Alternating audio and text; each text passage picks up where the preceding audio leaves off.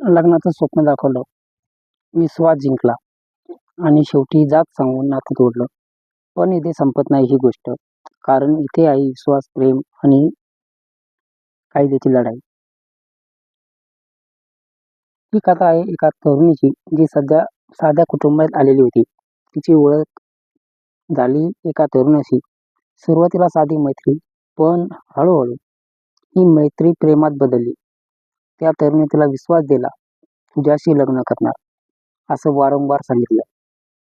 आणि त्या विश्वासावर त्या दोघांमध्ये शारीरिक संबंधही निर्माण झाले. काही महिन्यात दोघं कुटुंबियांची गोष्ट समजली. आश्चर्य म्हणजे त्यांना या नात्याचा होकार दिला. लग्नाची तारीख ठरली. लग्न पत्रिका छापल्या गेल्या.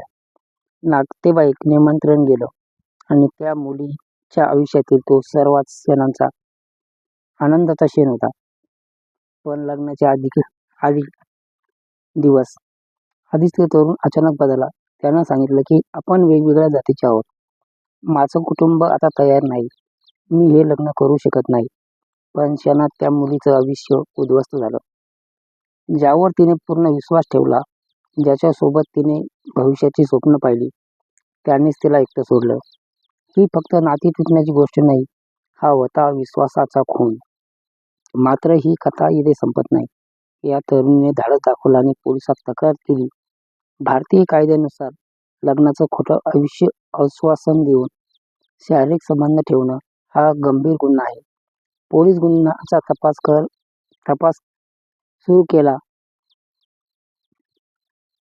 म्हणजे विश्वास आणि प्रेम, त्या विश्वासाचा गैरफायदा घेणं गुन्हा आहे. अशा घटनांकडून एकच शिकायला मिळतो, भावनापेक्षा निर्णय घेताना सावध राहणं गरजेचं आहे.